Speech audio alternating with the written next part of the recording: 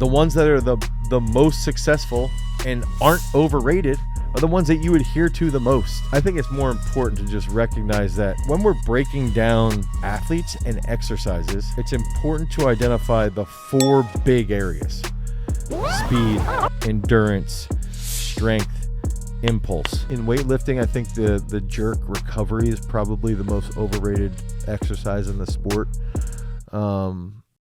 Ironically, I was just downstairs with our athletes timing some flying 10s where Sam Mattis ran like a 1:16 and a flying 10, which is absolutely insane. And so I almost start to think about initially, right, if we're looking at athletes and the athlete spectrum and what that would entail, if we immediately go into in our system, we're trying to figure out, okay, what are like the main big aspects? What are those main attributes? And initially it's like we're going to have some aspect of speed. Okay, so locomotion, running, sprinting, right? So anything along those lines. So that's going to be up top. Okay, the next aspect, there's going to be some aspect of strength. Okay, so now we're looking at strength, and that could be an absolute strength display or a maximal strength display. So maybe a lower velocity, but load would be high. So then we're looking at, let's say, a back squat, right, or a bench press, okay?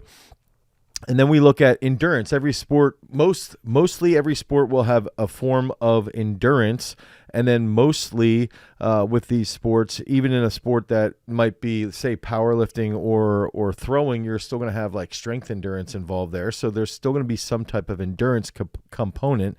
And then finally, what we term as like impulse. So impulse would be, things that deal with a high level of rate of force development, a high level of peak velocity, a high level of average velocity. Okay, so if we see a movement that has high peak velocity or is consistently producing a large average velocity or has the components of high rate of force development, that's going to be in the impulse aspect. And so if we can break that down, right? So that's how we're looking at athletes. Those are the four components of training that our exercises are going to sort of follow under. Okay. So then you can look at it and say, okay, well, what defines an exercise for an athlete? Then we have to look at that and say, okay, really, in most cases, there's going to be 5 types of athletes. Okay. So you're going to have athletes that might fall under an area where they're a high impulse base. So they're putting out a massive amount of force in a short period of time. They're doing movements like a clean, like a vertical jump, like a power snatch. Okay. And that would be a sport like the discus. So we just talked about Sam Mattis ran a 1:16 in a flying 10. Okay. So what has he done? He's probably hasn't run a flying 10 in 8 years of training. But the movements that we do develop impulse, and the flying 10 is a really, good test for display of impulse, for display of speed. So if we look at Sam's training, we can then sort of walk backwards and say, okay, so he does a lot of power snatch. He does a lot of cleans. He's doing hang cleans today, a lot of vertical jump work, a lot of hurdle hops, a lot of behind the neck jerk. So that's going to lead into that type of quality. So that's the other factor then is you go, okay, so he's one type of sport. A thrower or a weightlifter or even a gymnast to a point might be one type of sport. So then we have to look at another type. And so another type might be, well, what if we have a sport that has high speed movements? They have locomotion as well, so they actually have running movements. Then they have an opposing force. Okay, so that they have to have that max strength as well. And then they also have like a little bit of endurance, and that might be somebody like offensive lineman. That could be even if I'm looking at that, I could even start to think about if offensive lineman, rugby, I have this written down, ice hockey, cricket, those are going to be sports that are going to be basically broken down into like 40 to 45% of their training should be around impulse. About 20 to 25 could be around speed and strength training. And then about 10% to 15% could be around endurance. And then we look at another type of athlete. Okay, so now we go to like an athlete like a wrestler or somebody in MMA. So if you're a wrestler or in MMA, right? Now that you're going to have that max strength, you're going to have some type of impulse training. If you're in wrestling, you don't really need to train as much speed because there's not as much locomotion because you're in a wrestling stance, but you will need to train endurance. So that's another type of athlete. So that's going to separate us now, right? We're looking at a wrestler who's going to have more endurance than, say, a discus thrower. Then we get into, someone like a soccer player or a lacrosse player. And now we're seeing athletes in soccer and lacrosse, they have to run 5, 6, 7 miles a game. Field hockey, 6 to 7 miles a game. They have to run fast. They have to run slow. They have to stop. There's a lot of mileage. They have to have a lot of speed. So they have a speed component. They have to have an endurance component. Their max strength component might be substantially lower, but then they also have to train impulse. So now you're starting to look at it and go, okay, so this is like that fourth type of athlete. Then you look at the fifth type. The fifth type of athlete might be somebody who's a triathlete. They're almost predominantly endurance based. A triathlete, a marathoner, an ultra distance swimmer, above a 10K essentially, or around a 10K or more out on the track. So now you're looking at most of that sport is almost entirely endurance based. The speed that they're going to be training might be done like once a week for 30 to 40 minutes. The strength training that they're doing might be twice a week just to improve stability and try to have injury prevention. And then they're almost going to do zero max strength training. So I think that when we're looking at going back to the original question of what qualifies as a good exercise that you recommend for athletes, I like to look through those 4 key areas. Again, impulse, speed, max strength, and endurance. And then I like to figure out and mine that down a little bit more and say, okay, now we're looking at the actual athlete types. So about 5 different athlete types. And then we can go down even further after we include all those and try and break down the ratio of how much time is in impulse versus strength versus speed versus endurance. And then we have to look at the tests. Okay. So if we can set up a test, the test is really going to be the test specifically for, let's use a sprinter. If we're testing them in the weight room and we see a big correlation between their back squat and their vertical jump to their sprint speed, well, those are going to be the tests. And that then leads you to say, okay, if we're looking at impulse, what are testing examples? Cleans, vertical jump, broad jump, depth drop, the broad jump. If we're looking at if we're looking at maximal strength, then we're going to be looking at, okay, now we're going back squat, single leg squat, front squat, bench press, pull-ups. Those are good examples of max strength.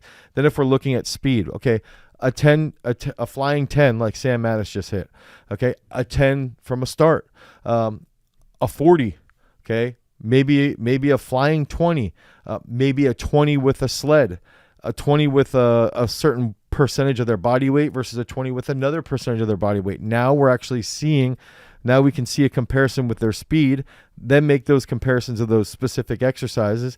And then if we're looking at endurance, all the way down to if I want to test somebody for endurance, I can see how fast can you do 1,000 meters on the assault bike for 3 reps. Okay, 1,000 meters, rest a minute and a half, 1,000 meters, rest a minute and a half, 1,000 meters again. Can you get that done in a minute 10, minute 15? Probably going to have decent endurance if you're a wrestler. Okay, if we're going to get on there and say, let's go 5 minutes as hard as you can you hold 74 RPMs? That's going to show you if you've got pretty good endurance. Can you run a 5K? That's going to be a good test for lacrosse. That's going to be a good test for soccer. Okay, and then if we're looking even deeper, if we're in cycling, or even marathon, we might look at functional threshold power. Okay, so now we're going to look at what's your 60-minute test? How hard can you run for 60 minutes? And then can we take 95% of that? So when we're looking at those specific exercises, really now those are the exercises that are good, right? And then you can start to work backwards and say, okay, if those are the tests, what movements won't feed those tests? What movements won't make those athletes better? Okay, and then you can sort of pull those movements out and say, okay, these are probably going to be more overrated. And I think that I think, right off the bat, I have the question, what qualifies as an exercise that most people praise, but I've found minimal results with? And I think that right off the bat, that for me would be a traditional deadlift. I love the deadlift. It's the greatest lift for me as far as I think general health. It's one of the best that you can do. Do I think it's the best for sports performance? No, because I think there's 10 other lifts that will make the deadlift better, and the deadlift won't make the other lifts better. So it's like, why not just train? And if we use Sam Mattis again as an example, he's deadlifted 700 pounds without ever deadlifting because he's doing heavy cleans, he's doing heavy clean pulls, he's doing snatches, doing snatch pulls, he's doing front squats from a pause, he's doing back squats with a pause. So it's like, that's where I think it's important to see. That's where you look at too. See if my one book here, you look at like using the terms of Verkhoshansky with like the dynamic correspondence. And we know that with dynamic correspondence, I don't see the book. I must have taken it somewhere. If we're looking at dynamic correspondence, you can look at that through, regime of muscular work, the speed of that muscular contraction, how the body's organizing. That's going to help us carry that over into the sporting realm. And so then another question, what would you consider the most overrated exercises in your experience, or what are the most overrated exercise in my personal experience around training people? That's a freaking tough one. I think like for me, it's so hard now because I've been exposed to really good strength coaches, and I've been training for quite a while, that I don't do exercises that are overrated. In weightlifting, I think the jerk recovery is probably the most overrated exercise in the sport. I also think that, again, deadlift probably. I think trap bar deadlift's very overrated. I think you should be doing like a pause front squat. So anyway, I think it's more important to just recognize that when we're breaking down athletes and exercises, it's important to identify the 4 big areas: speed, endurance, strength, impulse. Okay? Impulse. We've been talking about impulse. We've seen writings about impulse since 1962, if not further, earlier than that. Okay, so if we can see those 4 key areas in sports performance, and then if we can start to think, okay, how does my sport that I'm training for fit into one of these 5 areas, and where does it fit? And then we can look at, okay, what are those tests that will transfer really well? And then when you're looking at those specific tests, now you need to choose exercises, okay, that will transfer to improve those specific tests. And typically I would recommend having about 6 tests per specific sport, so that you can see a full profile of the athlete. You can see like, this athlete's got great impulse, not as good endurance, pretty good strength, not good speed, and then you can create a profile off of that. But the profile for a specific individual, for a specific athlete, has to be based around the qualities of their sport. Okay, so if the sport is a more endurance-based sport, well, it's not going to be productive to take, let's just say a 1,500 meter runner and have them max out their back squat on a regular basis. We should worry more about what's their functional threshold out on the track. Okay, what is their threshold for an hour? Can we train at that? Can we establish, let's say they run a 150 in the 800 meters. Let's start to focus on what they're doing endurance-wise. And the weight room work is literally just done to support the individual achieving that goal out on the track. Okay, so that I think that's like one of those big factors. And some of this stuff too, I think goes down to, I think strength coaches need to identify, once they identify those 4, the impulse, strength, speed, and endurance, once they identify those areas, they've got to identify the percentage of training that needs to be done in those areas. After you identify the percentage of training that needs to be done in those 4 key areas, then you have to identify time of year. Okay, so a good example would be for discus right now. We're heading into the outdoor season.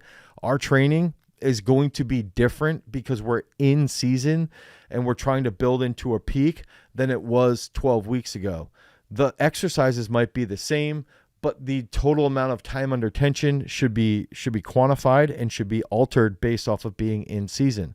Okay, so I think those are some real big concepts that we've got to touch on to help improve and push that realm of sports performance ahead. And really, what we're trying to do now is we take those 4 key areas: speed and impulse and endurance and strength, and then we identify what type of sport we're dealing with. We look at research around work to rest ratios. Once we identify work to rest ratios, then we look at, does this sport have an external component? Meaning, is there an opponent that you have to go against, like in wrestling, like in boxing, like in football, where you're actually making contact with somebody on a regular basis within the competition?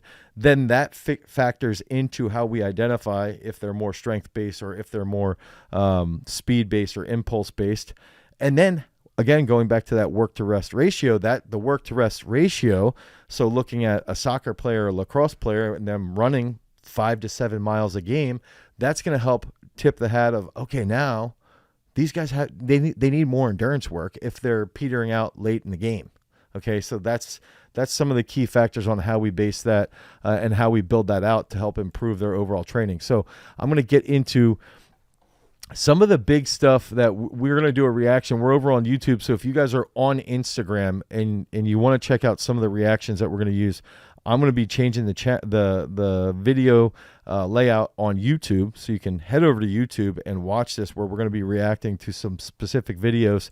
Somebody did ask me if we're doing this on YouTube, so I did want to just throw that out there. And so here we've got 8 overrated arm exercises. Avoid these.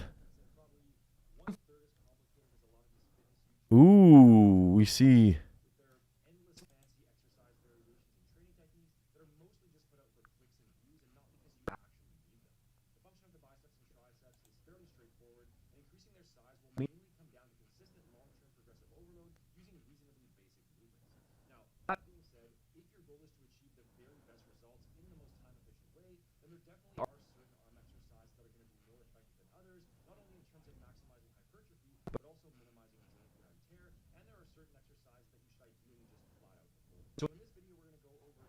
Okay, let's see here. Sean's got. Oh, come on. I sort of like this. Now, I don't like this as much with a dumbbell. I do like it with an easy curl bar. I will say that. Weighted. Oh, waiter curl. Okay, so waiter curl. Kickback, I agree with. Straight bar curl, depends. Some people get. Oh, wide grip. Yeah, wide grip's trash. Reverse grip, tricep push downs, not the best. Ooh, I don't know, Sean. I think I disagree with this. Heavy preacher curls. Okay, I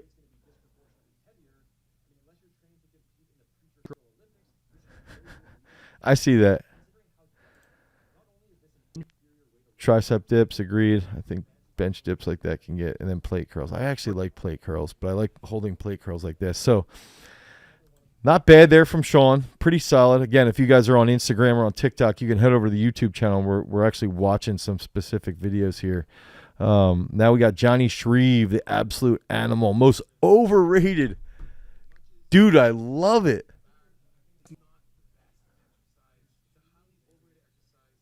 Johnny Shreve, one of the most jacked freaking bodybuilders out there.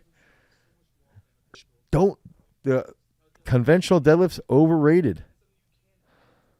Okay, let's see what else. Let's see. Ooh, machine back extensions. I like back extensions, especially as a warm-up, but I'm listening to Johnny on this one.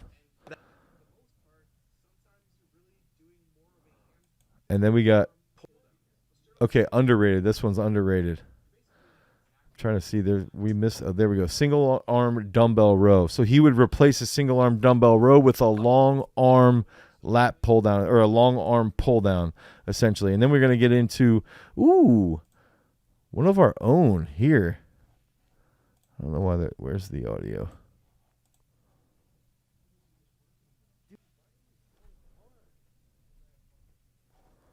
Can't really hear me on here.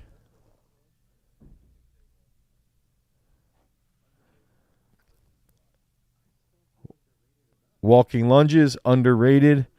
Curtsy squats, underrated. I actually like curtsy squats quite a bit, even for throwers based off of their adductor.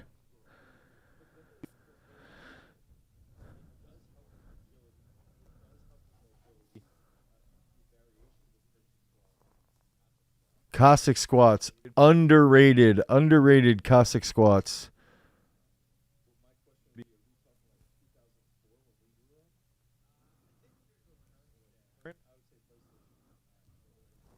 Xbox or PlayStation?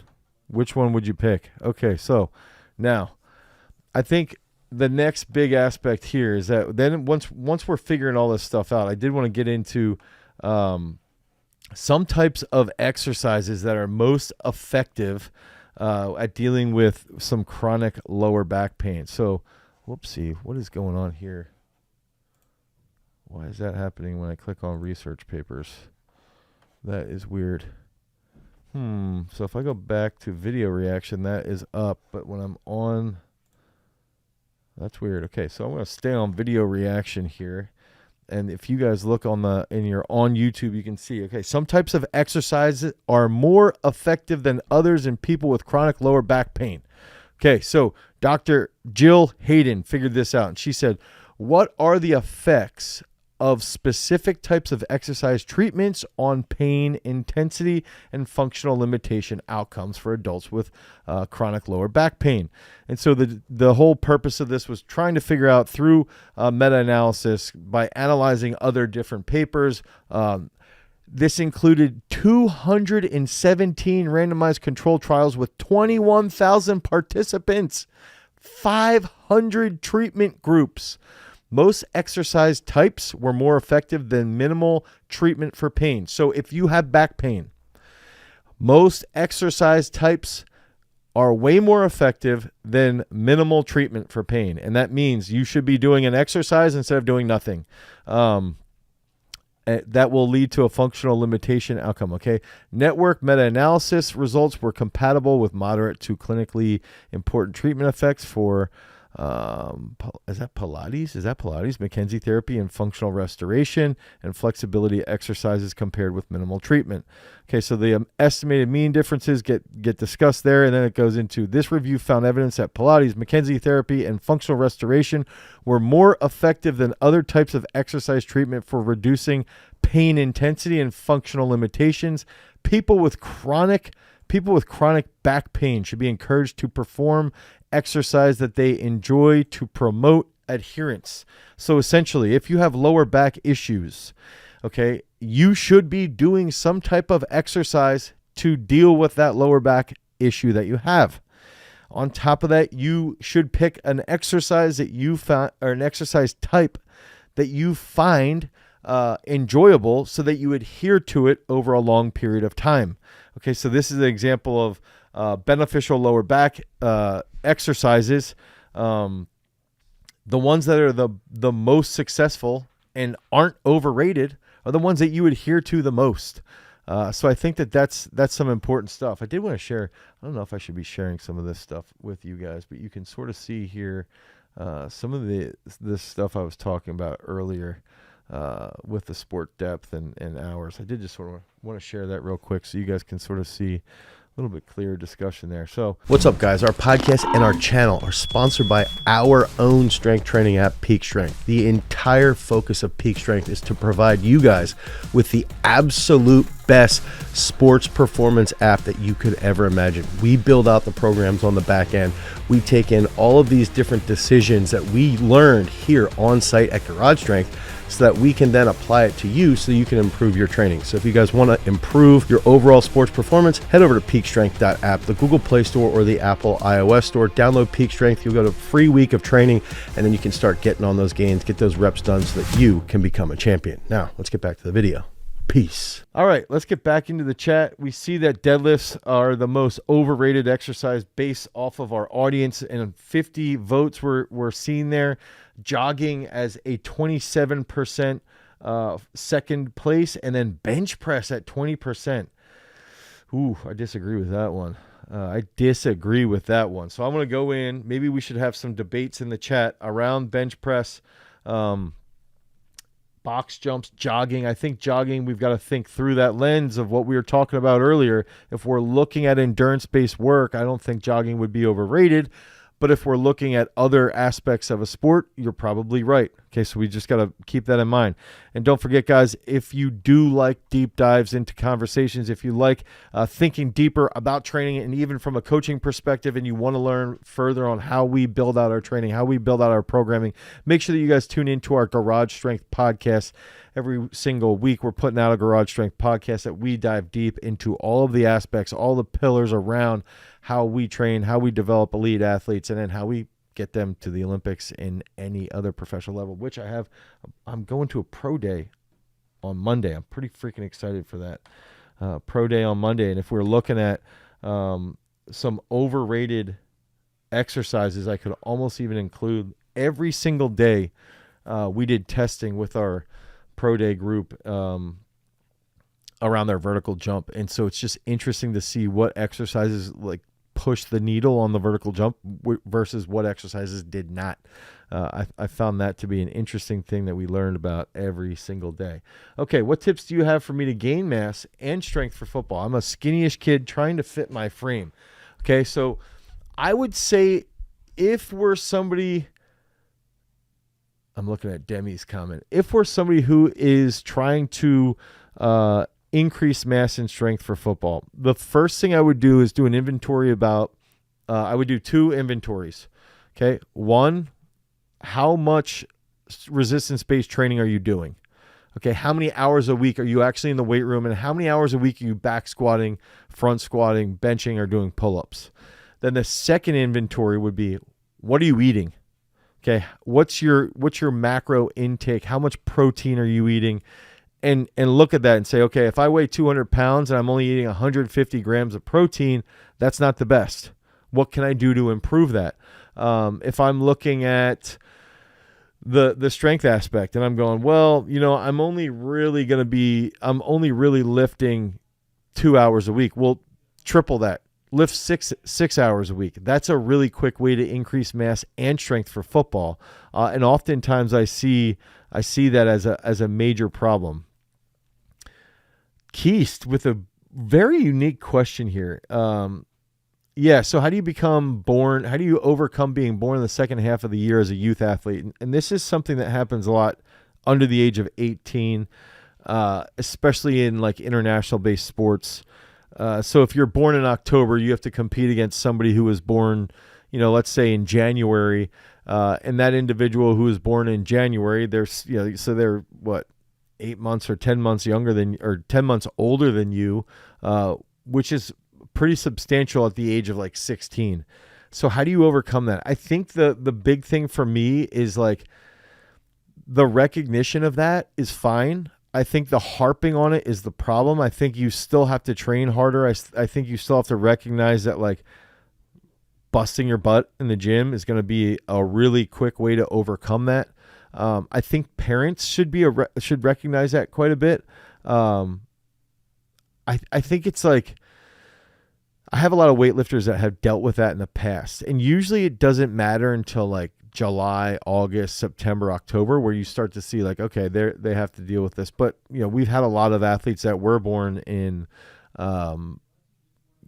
December, October. Kyle Jr. actually is an October birth date. So I think a lot of that just comes down to recognizing you've got to still train hard and you can't use it as a crux. Nathan Bias just asked, he asked a question around impulse, and there's one book. Jeez. I feel like all of my books. Oh, here we go. So I want to pull this up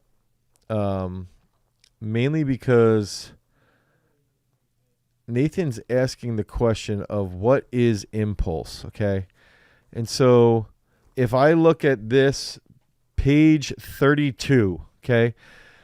On page 32, the change in speed of an athlete, let's say the discus, the shot, this is getting into it, okay? The change in speed of an athlete does not merely depend upon the force being applied, but also upon the time for which it operates.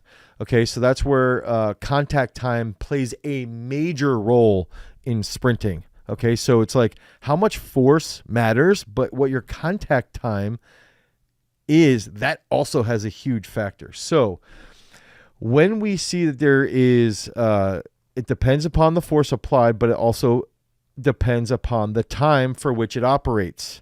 Okay, that is impulse. In starting from blocks, for example, an athlete should adjust his position not only to increase his driving force, but also to lengthen the time during which it is exerted, thus increasing his starting velocity.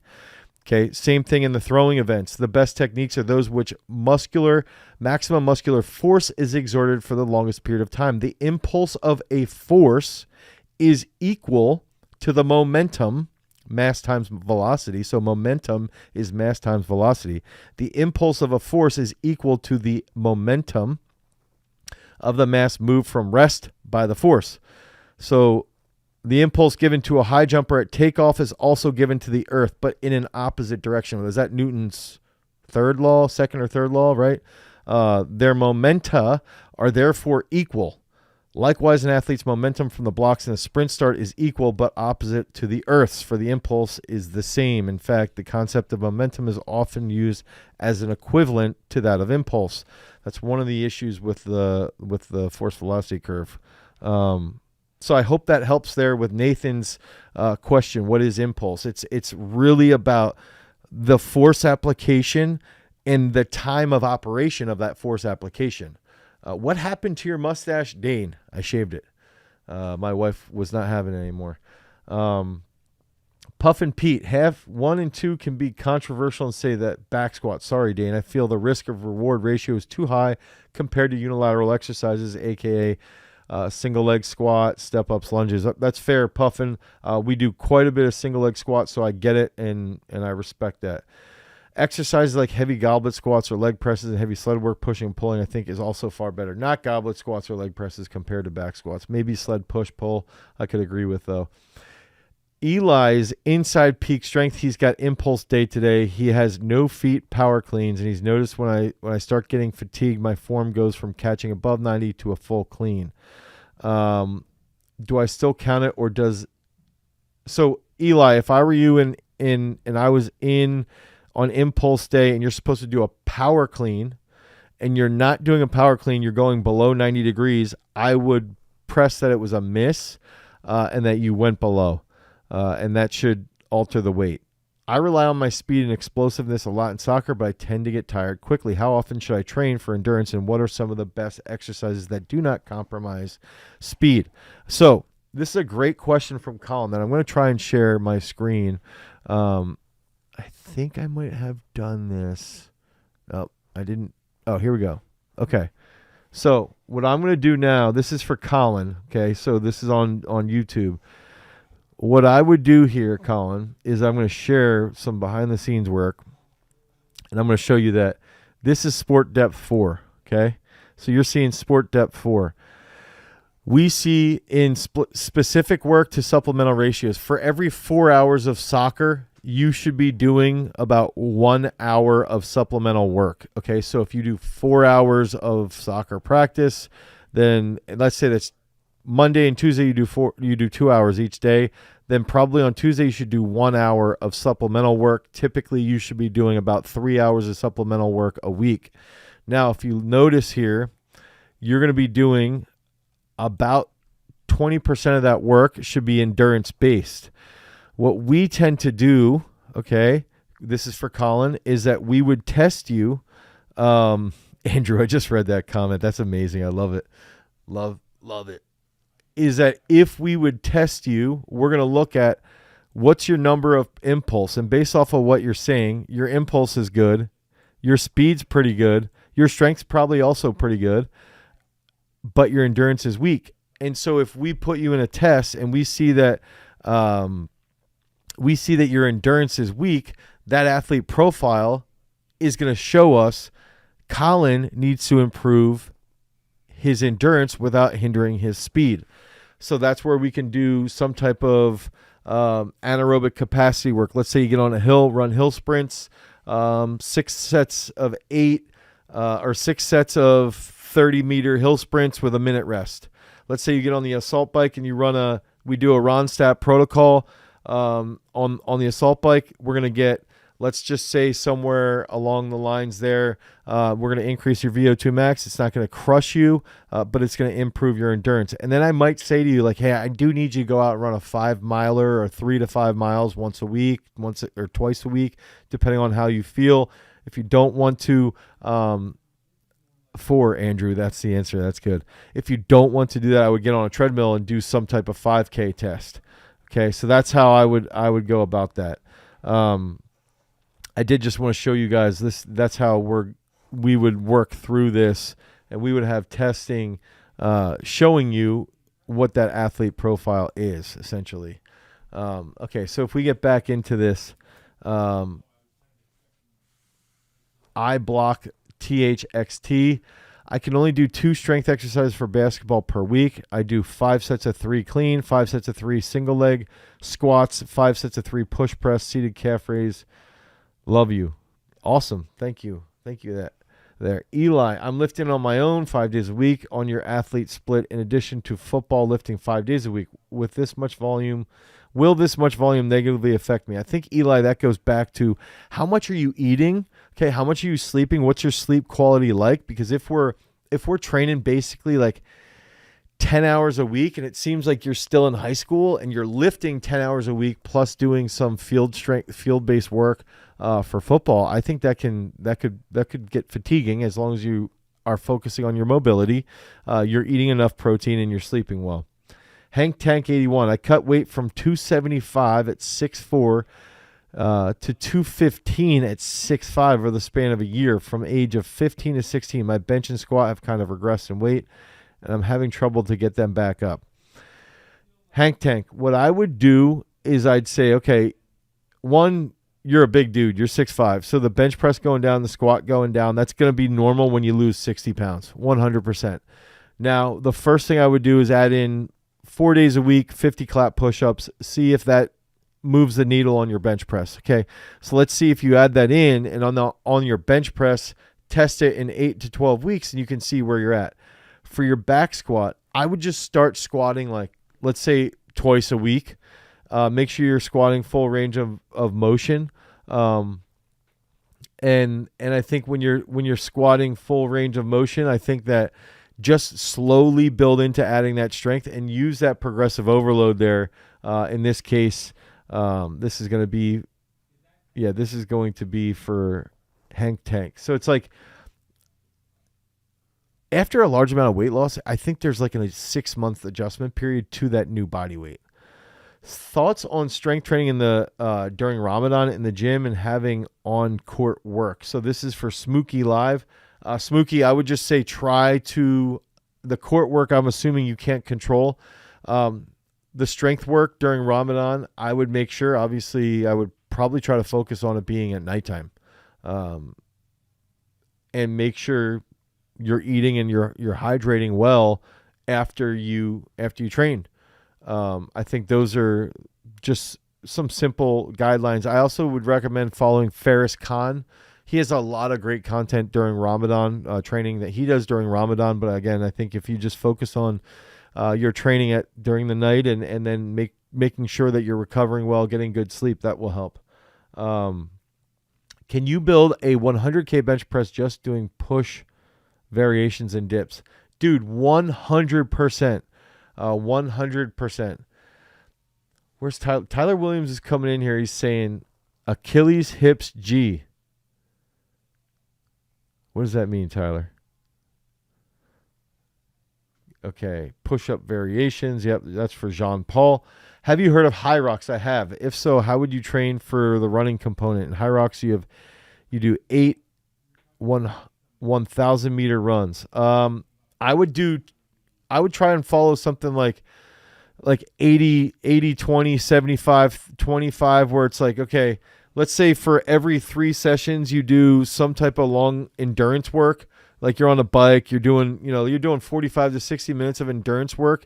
And then for every 3 endurance sessions, you do one VO2 or anaerobic threshold work. So you do the hill sprints. You will do something like the Ronstadt protocol on an assault bike. Make sure you get three sets on the protocol. That's going to help you as well. When will Earl start filming how to eat and recover as an athlete? How to eat and recover as an athlete should be, I don't know. That's a Jason answer. I feel like Keith, that's like an inside joke there. Eat and recover as an athlete. The big factor is going to be timing your eating around the right training session, making sure you're getting enough protein, making sure you're getting enough carbohydrates, backfilling everything in with fats, making sure that you're then in turn doing your mobility and that you're getting enough sleep. Hi, Dane. This is from Antenna. Tomorrow I have my first weightlifting meet that is not very important, but in a week I have something like state championship in Poland. That's very important for me. Antenna, you can crush it. I think that you'll be in good shape and you'll be confident. You have issues with your left knee. It hurts on the outer side while I squat. Could you recommend I do something? I think so. If you have outer issues, I would say typically that's going to be TFL, also something with your IT band. And I would just say roll on your glute while you have your leg like this. Okay, here, then roll on this glute to try and loosen that up, and even roll on like a lacrosse ball, I would say, where that pain spot is before you start warming up for the competition. Okay. So I think that would be my first recommendation. This is what you're saying to me sounds sort of like runner's knee. It just sounds like a type of issue that you might, I wouldn't worry about it when the fact that you have two competitions back to back. I think you can do it. Just make sure that you're rolling that area out, rolling out your glutes, rolling out your quads, rolling out your IT band. And I think you'll see some improvement.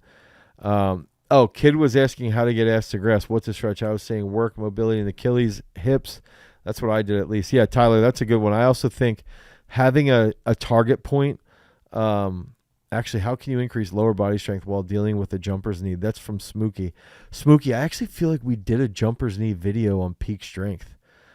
I'm not sure if we did, but I think we did a video around strength training with a hurt knee on peak strength. Could be wrong.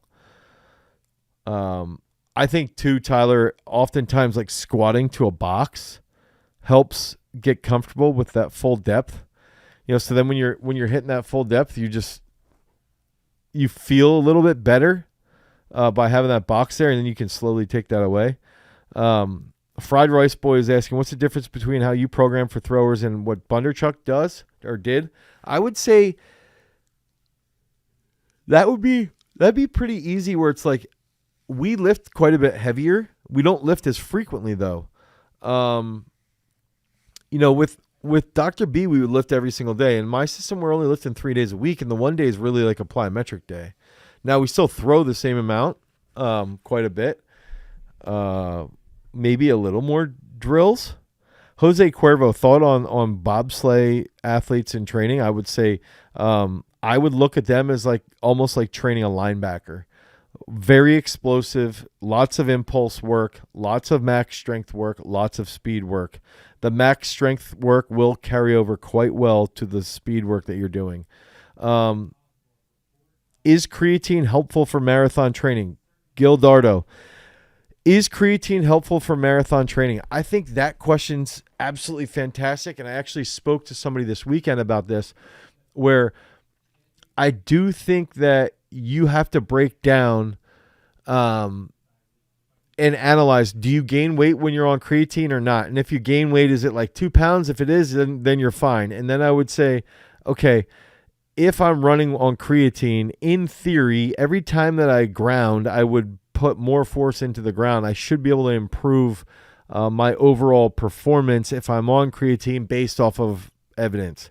I would say that it would be beneficial to take creatine and run a marathon. I would. I'm going to look up on PubMed right now while I answer some other questions to see if I can find anything on PubMed. So, how's the new gym location progressing? This is from Andrew. Andrew, we are doing some well. It's going well. I see Earl's in there. Earl Kunkel is in there. So what I would say is we're doing like I think we're going to do something really unique with the new spot where we're going to be trying to go. By the way, if you have time, can you elaborate on a protocol for building a 100K? Okay, so let's just do this. You want to build a 100K bench and you just want to do push-ups and dips. Day 1, bench press, 7 sets of 3. Day 2, dips, 5 sets of 12, followed by 5 sets of 12 clap push-ups. Day 3, take a rest. Day 4, let's say you do bench press, 8 doubles heavy, and then 1 drop set of like 7, and then you do really high rep push-ups, like 4 sets of 20. Okay. Then the next day you're doing all dips. So let's say like 4 sets of 7. Okay. Dips weighted, 2 sets of 20 unweighted dips. Follow that up with, let's say just like 4 sets of 9, rep in the bench press. Nothing crazy there. That's a unique way to blow up your bench press. What endurance exercises, running, biking, rowing, should jump heavy sports like badminton utilize? And Keith said badminton. So badminton, what I would say is if I was doing endurance exercises for badminton, okay, I would do some assault bike work and I would do it interval based. I would do some longer slow distance like hill climbing, running on a trail, something along those lines. I think you would be perfectly fine. I would do quite a bit of assault bike work with HIT protocols, and probably do the same thing on the rower. But then for my actual longer slow distance stuff, I would probably get out on a trail or something. Let's see here. How to train like a military athlete. So the military aspect, the interesting part here, favorite Canadian athlete right now, Sarah Minton. Sorry if I offended other Canadians. How to train like a military athlete, I think it's just got to be, what's the test? So if you look at the Green Beret test, like the Green Beret test in the United States is super, super endurance heavy. So the endurance work is going to be a lot higher than if we were doing, let's say like the Navy SEAL work, which is still endurance based, but a little bit more resistance based. So you got to look at the tests that you have somebody who's in the military training for before you can really answer that. Physiology and pathophysiology and ultra marathon, effects of 120 grams per hour of carbs for a marathon. I'm trying to see about creatine. How is there not a creatine study on runners? Okay, so runners metabolomic changes following a marathon. Okay, so there's a vitamin D supplementation on runners. Let's just type in creatine running. I'm gonna share this with you guys. Yeah, I don't know why when I click on the. Okay, so if we look at effects of oral creatine supplementation on power output during repeated sprints, and we got to put this into the. This is a nice paper here. Okay, so these are the effects. Let's just read through this real quick. Okay. Plasma ammonia decreased by 20.1% after creatine supplementation, despite the increase in performance.